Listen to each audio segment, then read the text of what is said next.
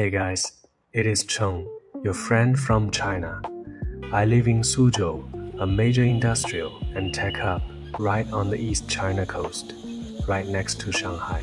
Think of Suzhou and Shanghai like Jersey City and NYC. They're basically neighbors. Suzhou is also one of the core cities of the Wuyue culture. Because of its endless network of canals, Marco Polo famously called it the Venice of the East, with the Yangtze River, the Grand Canal, and the massive Taihu Lake all right here.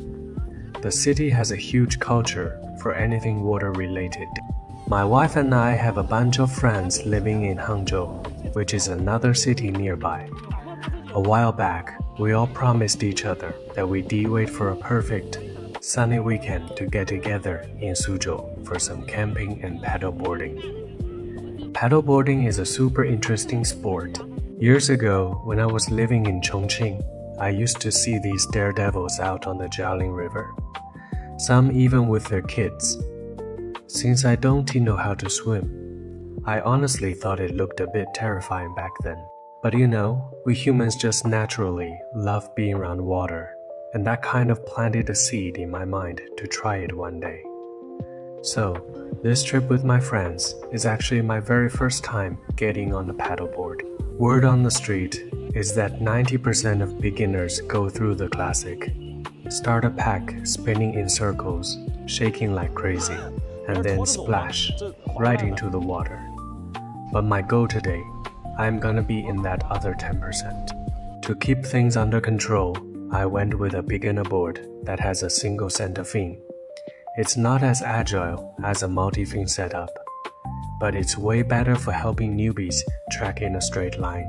Once I got it pumped up to the right pressure, I was ready to hit the water. Since I can't swim, I made sure I was fully prepared, which I think is super important. I suited up in my life jacket, slipped my phone into a waterproof pouch, just in case I needed to call for backup, put on my water shoes, and strapped on the ankle leash. And to make paddling a bit easier on my arms, I chose a double-bladed paddle. There are all kinds of paddleboards out there, from inflatable ones to pro, level hardboards. Most beginners stick to inflatables because they rebudget. Friendly, super durable. And when you are done, you just deflate and fold them up without taking up much space. How a board performs on the water basically comes down to its length, width, and thickness. The wider it is, the more stable. The shorter, the easier it is to maneuver. And the thicker, the more buoyancy you get. For adult beginners, an 80 to 85 centimeter width is the sweet spot. It keeps you from tipping over, but it's not so wide that it makes paddling a total workout. As for length, a medium size around 320 to 340 centimeters is ideal. If it's too long, it glides far but becomes a real pain to turn or pivot. If it is too short, it won't have enough buoyancy. So if you are a bigger guy or on the heavier side, you sink a bit. For thickness, around 15 centimeters is pretty standard. Safety first. There's a major rule you've got to follow. Steer clear of big rivers, rapids, shipping lanes, and unpredictable wild waters. And definitely don't head out during thunderstorms or high winds. When it's windy, you and your board basically turn into a sailboat, and you are the sail. The wind can easily sweep you right into some serious danger before you even know it.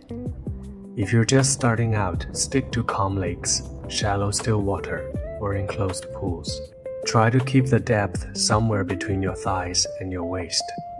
There are 3 main ways to ride. First, there is the sitting position, kind of like being in a kayak. You just sit right in the middle to stay balanced. It keeps your center of gravity low, so it's perfect for beginners. But sitting without any back support for a long time really works your core and flexibility. Since I've got some lower back issues, I can't really keep this pose up for too long. Besides sitting, kneeling is another great option for beginners. Your center of gravity stays pretty low, making it super easy to find your balance and keep from falling in. To go from sitting to kneeling, just place your hands evenly on both sides of the traction pad. Then bring your knees up onto the board and sit back on your heels. Once you feel stable, you can lift your torso up and start paddling left and right to move.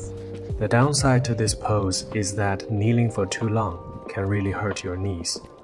So I'd recommend switching back and forth between sitting and kneeling.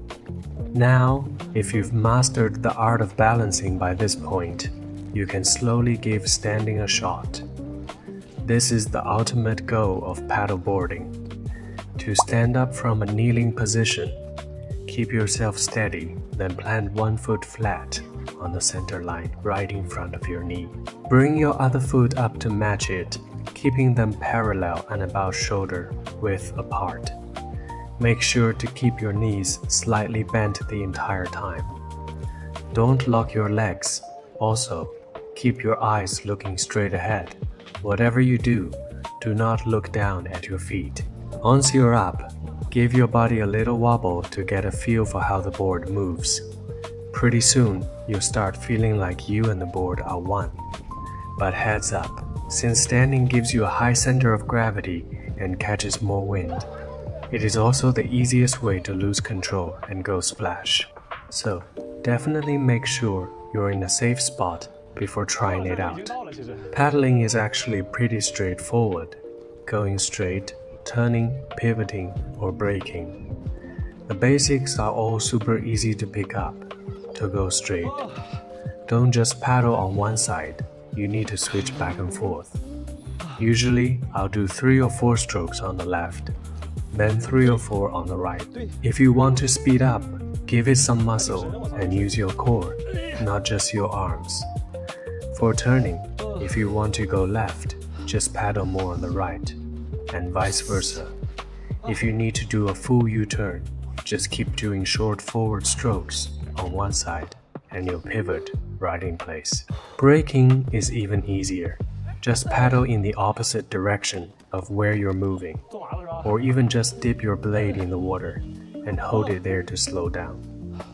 Now, if you happen to take a spill, don't panic. First thing you do is grab the board, climb back up from the sides, and use both your hands and feet to get back into a kneeling position. Whatever you do, don't try to climb up from the front or the back. The board will just flip over immediately, and you'll be stuck in an endless loop of falling back into the water. Paddleboarding is honestly such a great way to decompress. When I am floating right out in the middle of the lake, I don't feel scared at all. Instead, it feels like even though I am in this massive, bustling city, I've found this quiet, uninterrupted space all to myself. This tiny little board gives me a huge sense of security.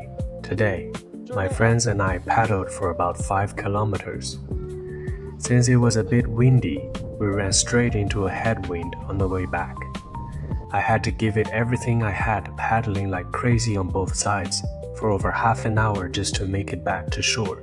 Along the way, I saw a few people take a spill into the water, but luckily, everyone was wearing life jackets. So yeah, you really can skimp on safety prep for this sport. Thanks so much for watching till the end. Don't forget to hit that subscribe button, and I'll see you in the next one for more fun lifestyle vlogs. Bye.